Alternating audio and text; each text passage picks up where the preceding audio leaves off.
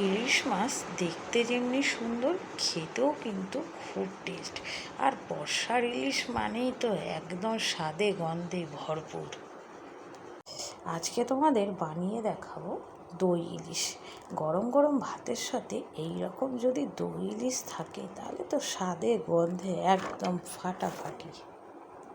নমস্কার বন্ধুরা, মিঠুর রান্নাঘরে তোমাদের সকলকে স্বাগত। বেশি না কথা বলে ঝটপট রেসিপিটা দেখে নেওয়া যাক।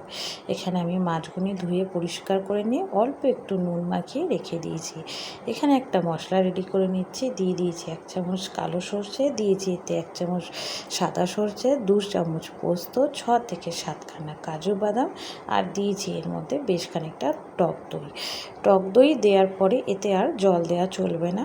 এই টক দইয়ে যে জলটা আছে ওটা দিয়ে মশলাটা একদম মিহি পেস্ট করতে হবে। আর দিয়ে দিয়েছি ঝালের জন্য 6-7টা কাঁচা লঙ্কা। ঝালটা তোমরা কম বেশি করে নিও। আমি যেহেতু ঝাল বেশি খাই তাই একটু বেশিই দিয়েছি। মশলাটা এখানে আমার একদম মিহি পেস্ট হয়ে গেছে। দিয়ে দিয়েছি এর মধ্যে অল্প হলুদ আর স্বাদ মতো নুন দিয়ে মশলাটার সাথে এগুলি খুব ভালো রকমভাবে মিশিয়ে নেব। ইলিশের অনেক রকম রেসিপির মধ্যে আমার কিন্তু এই দই ভাপা ইলিশটা খুবই ভালো লাগে, খেতে কিন্তু দারুণ লাগে। একটা টিফিন বক্সের মধ্যে দিয়ে দিলাম কিছুটা পেস্ট করে রাখা সর্ষেটা, দিয়ে মাছগুলিকে আমি এক এক করে বসিয়ে দিচ্ছি। দিয়ে তার মধ্যে দিয়ে দেবো বাকি পেস্ট করে রাখা মশলাটা, দিয়ে বেশ ভালো রকমভাবে এটাকে মাছের মধ্যে একদম মিশে যাবে। আর মিক্সির বাটিতে যেটুকুনি মশলা আছে হালকা অল্প একটু জল দিয়ে ধুয়ে ওই জলটাই এর মধ্যে দিয়ে দেবো। আমি যেরকমভাবে দই ভাপা ইলিশটা বানাচ্ছি তোমরাও একবার বাড়িতে ট্রাই করে দেখো, এর স্বাদ ভুলতে পারবে না।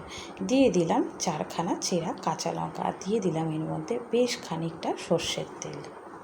এখানে আমি কড়াই জলটা খুব ভালো রকম ফুটিয়ে নিয়েছি। দিয়ে দিয়েছি অল্প একটু পাতিলেবুর রস, আর লেবুটাও ওর মধ্যে দিয়ে দিয়েছি। পাতিলেবু বা গন্ধরাজ লেবু যেটা থাকবে সেটাই তোমরা দিয়ে দেবে। বসিয়ে দিলাম টিফিন বক্সটা, দিয়ে এবার আমি এর মধ্যে নোড়া চাপা দিয়ে গ্যাসের আঁচটা কম করে দেবো। আস্তে আস্তে ভাপে ভাপে রেডি হবে। এখানে আমার দই ভাপা ইলিশটা একদম রেডি হয়ে গেছে। এবার আমি এটাকে তোমাদের খুলে দেখাচ্ছি এটা কতটা ক্রিমি আর কতটা সুন্দর হয়েছে। এই দেখো আমার দই ভাপা ইলিশটা একদম রেডি হয়ে গেছে।